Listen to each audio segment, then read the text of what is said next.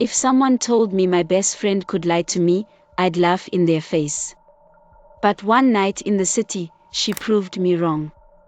And nothing's been the same since. Let me tell you how it all started. My name is Ada. I grew up in a small village called Brightwater. Brightwater was quiet. The streets were dusty, the air smelled like firewood, and everyone knew everyone. My best friend was Amaka. She lived in the next compound. We met when we were 7. I was shy, but she was loud.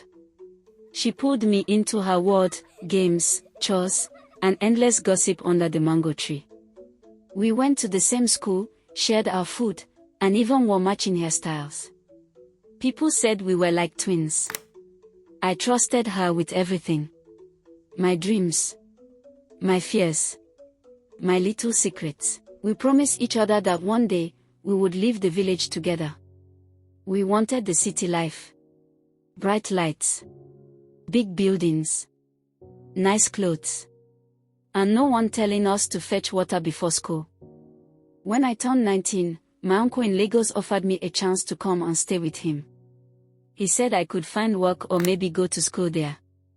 I was scared to leave Amaka behind, but she begged me to go first. Just go, she said. Make money, then I will join you. We'll take the city together. I hugged her so tight that day. I promised to write, call, and send pictures. Lagos was wild. The traffic, the noise, the heat, it was nothing like the quiet roads of Brightwater. My uncle's one-room apartment was crowded, but I didn't care. I was in the city. After a few months, I found a small job in a boutique. It wasn't much, but I could afford small things, lip gloss, pretty tops, and sometimes, meat in my rice. I kept in touch with Amaka every week. I told her about the city, about how the shops looked, about how the streets never slept. She said she couldn't wait to join me. One morning, Amaka called. Ada, I'm coming to Lagos. I found a job and a place to stay. We'll see each other soon. I screamed into the phone.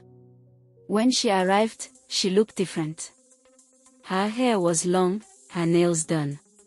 She had clothes I'd never seen her wear before, tight dresses, shiny heels. Wow, city fits you already, I joked. She laughed. Girl, I told you. I'm ready for this life. We started spending weekends together. We'd go to the market, watch movies, or just walk through busy streets. I noticed she had more money than me, but she never said exactly what she was doing. When I asked, she'd say, small runs here and there.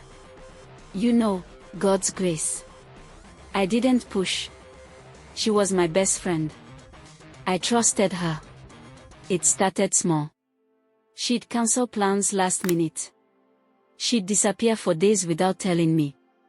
She stopped answering my calls at night. One day, I went to the boutique and found a man waiting outside. He handed me a small envelope. Amaka asked me to give you this, he said. Inside was N20000 and a note, buy yourself something nice. I'm sorry I missed your birthday. I was happy, but something felt wrong. Amaka had never been the type to miss my birthday. One Friday night, Amaka invited me to a small party at a hotel in Victoria Island. Come, wear your best dress, she said. You meet people who can help you. I was nervous, but I trusted her. When we got there, it wasn't a small party. It was loud, filled with rich men, alcohol, and girls in dresses shorter than I'd ever seen. The air was thick with perfume and smoke. Amaka was comfortable. Laughing, dancing, whispering into men's ears. She introduced me to a man named Tony. He was old enough to be my father. This one is fresh, he told Amaka. Fresh. Before I could ask, another man pulled her aside. She winked at me, like this was all normal.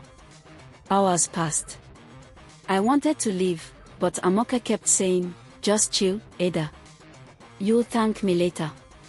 Later, I saw her walk into a hotel room with Tony. I froze. It hit me, this was what she did for money. The clothes, the heels, the sudden cash. She was selling herself. And now, she wanted me in it too. When she came out, I was waiting by the lobby. Amaka, what is this? I shouted. She rolled her eyes. Don't be naive, Ada. This is the city. Do you want to keep folding clothes for peanuts? This man will change your life. I felt sick. You lied to me. All this time, you made it seem like you had a normal job. She laughed bitterly. Normal doesn't pay rent here. Wake up. That was the last night I spoke to her. Weeks passed. I tried to focus on work, but everywhere I went in the city reminded me of her. The girl I shared food with. The girl I planned my future with. Gone. One evening, I got a call from an unknown number. It was her mother. Ada. Amaka is dead. She'd been found in a hotel. The details were too painful to hear. I sat on my bed, the phone still in my hand. I cried until I couldn't breathe. The city had given me dreams, but it had taken my best friend. I went back to Brightwater for the burial. As they lowered her into the ground, I thought about how we'd planned to conquer the world together. I realized something that day: sometimes, the people we love the most are walking paths we can't follow, and sometimes, the city doesn't change people. It only shows who they really were all along.